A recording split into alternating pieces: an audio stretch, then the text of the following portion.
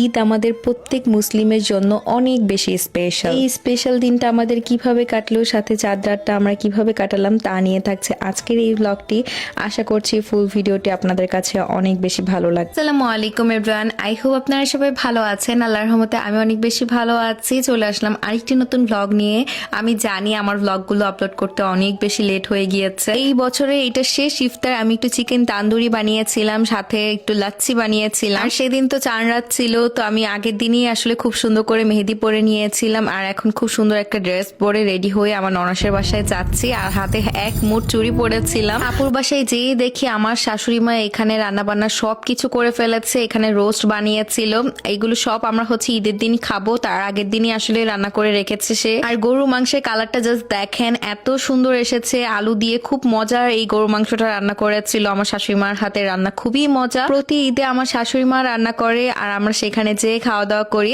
আমি হাতে যেহেতু মেহেদি পরেছিলাম, আমি পানি একদমই নাড়তে চাচ্ছিলাম না। এরপরে চলে গিয়েছিলাম একটু ডঙ্কিতে। এখানে যে আমি একটু নেলস নিচ্ছিলাম আমার ড্রেসের সাথে ম্যাচিং করে, বাট আমি একটা নেলসও ভালো পাচ্ছিলাম না। আর যেটাই পছন্দ হয় সেটার প্রাইস এত বেশি ছিল, আমার কাছে মনে হচ্ছিল 2100 টাকা দিয়ে এই নেলস কিনা আমার কাছে একদমই ওর্থ ইট না। তো সেখানে আমি একটা কম দামি একটা নেলস নিয়ে নিয়েছিলাম। আর ঈদের দিন ছিল আমার ননাসের বড় ছেলের জন্মদিন, তো এখানে মামার কাছ থেকে সে তার গিফটটা কিনে নিয়েছে। খুব সুন্দর একটা গাড়ি কিনেছে, আপনাদেরকে বাসায় যে অবশ্যই দেখাবো। আপু একদমই রেডি হয়নি, একদম বাসা কাপড় পরেই চলে এসেছিল। যাই হোক, এখানে এখন আমরা গান শুনতে শুনতে বাসায় চলে যাচ্ছি।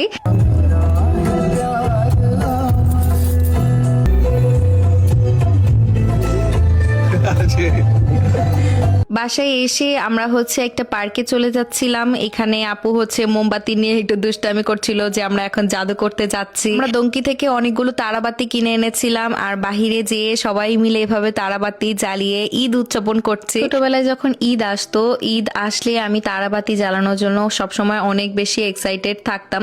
এখনো আমার এই তারাবাতি জ্বালাতে ইচ্ছে করে। তো সীমান্তকে বলছিলাম যে তারাবাতি কিনো, বাসার সামনে আমরা সবাই মিলে একসাথে তারাবাতি জ্বালাবো। আমার শাশুড়ি মা, ননাস, বাচ্চাগুলো সবাই মিলে একসাথে আমরা পার্কে যেয়ে তারাবাতি জ্বালিয়েছি। আমরা পানি সাথে করে নিয়ে গিয়েছিলাম যেন কোনোভাবে আগুন না লেগে যায়। এইভাবে আমাদের চাঁদ রাতটা আমরা উদযাপন করেছি। বিদেশে আসলে বাংলাদেশের মতন ঈদ উদযাপনটা হয় না। চেষ্টা করেছি নিজেদের মতন কিভাবে হ্যাপি থাকা যায়, নিজেদের মতন কিভাবে আনন্দ করা যায়, সেটাই করেছিলাম। আলহামদুলিল্লাহ এখানে আমাদের ফ্যামিলি আছে, এটাই আমাদের সব থেকে বড় ব্লেসিং। কিন্তু আমার বাবা মাকে আমি অনেক বেশি মিস করছিলাম এইবারও ঈদে, কারণ এটা আমার হাজবেন্ডের সাথে আমার সেকেন্ড ঈদ জাপানে। তারাবাতি জ্বালিয়ে আমার ননাসের বাসায় আবার চলে এসেছিলাম। এই তো গাড়িটা বের করেছে, গাড়িটা এত সুন্দর হয়েছে। আপনারা জাস্ট দেখেন যে গাড়িটার মধ্যে কি সুন্দর লাইটিং হয়। আর গাড়ির পিছন দিক দিয়ে খুব সুন্দর করে পানিও বের হচ্ছিল, এখানে পানিও ঢুকা যায়। আর লাইটিংটা এত ভালো লাগছিল গাড়িটা দেখে। হাজবেন্ড চেষ্টা করে তাদের বার্থডে আসলে তাদেরকে একটা স্পেশাল কোনো কিছু গিফট করার, তো সেটাই সে করেছে। আর মামা তো তাদের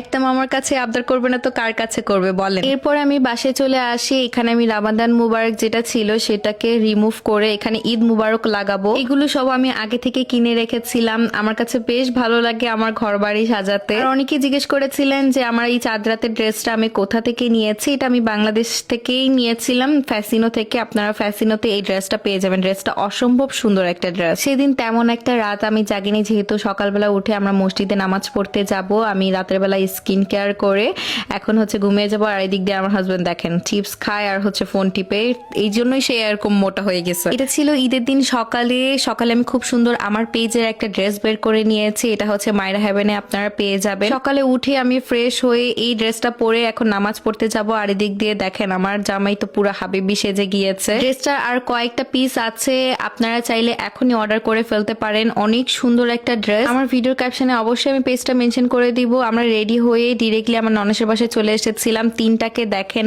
পুরা হাবিবি লাগছে। এই জুব্বা আর মাথার এটা আমার শাশুড়ি মা বাংলাদেশ থেকে সবার জন্য এনেছিল। সবাইকে এত সুন্দর লাগছিল। সব থেকে বেশি কিউট লাগছিল ছোটটাকে। ও তো মনে করেন সকালবেলা ঘুম থেকে উঠছে তো তাকাইতেও পারতেছে না, এমন একটা অবস্থা। সবাই মিলে একসাথে আমাদের নতুন গাড়িতে করে এখন আমরা নামাজ পড়তে যাচ্ছি। সবাই আমরা সেদিন অনেক বেশি খুশি ছিলাম, অনেক বেশি ভালোও লাগছিল। এইবার রোজাটাও তাড়াতাড়ি শেষ হয়েছে, ঈদটাও তাড়াতাড়ি শেষ হয়ে গিয়েছে। চোখের পলকে মনে হলো একদম শেষ হয়ে গিয়েছে। আপনারা অবশ্যই কমেন্ট করে জানাবেন জানাবেন এই তিনটাকে কেমন লাগছে। মাশাআল্লাহ বলতে কিন্তু একদমই কেউ ভুলবেন না। মসজিদে সবাই মিলে ঈদের নামাজ পড়েছি। মহিলাদের আলাদা ঘর ছিল আর ছেলেদের হচ্ছে আলাদা ঘর ছিল। নামাজ শেষে আমাদেরকে এখানে ফিন্নি খেতে দিয়েছিল। এই ফিন্নিটা বেশ মজা লেগেছে, আমার এই ফিন্নিটা খুবই ভালো লাগে। আমি আগের বছরও ঈদে নামাজ পড়তে এসেছিলাম। এই নামাজটা পড়তে আসলে খুবই শান্তি লাগে, আপনাদেরকে বলে বোঝাতে পারবো না। সীমান্ত বলছিল আমি এত সুন্দর করে একটা গেটআপ নিয়েছি, আমাকে একটু ছবি তুলে দাও। আপনারাও বলবেন যে আসলে সীমান্তকে এই লুকে কেমন লাগছে। ছোটটাকে তো একদম পুরো বাচ্চাদের মতন লাগছিল, এত সুন্দর লাগছিল। মাশাআল্লাহ মাশাআল্লাহ। আর তিনটা কিভাবে যেন দেখতে দেখতে বড় হয়ে যাচ্ছে, আর ওদের সাইজটা দেখেন কি সুন্দর। হাবিবি হাবিবি।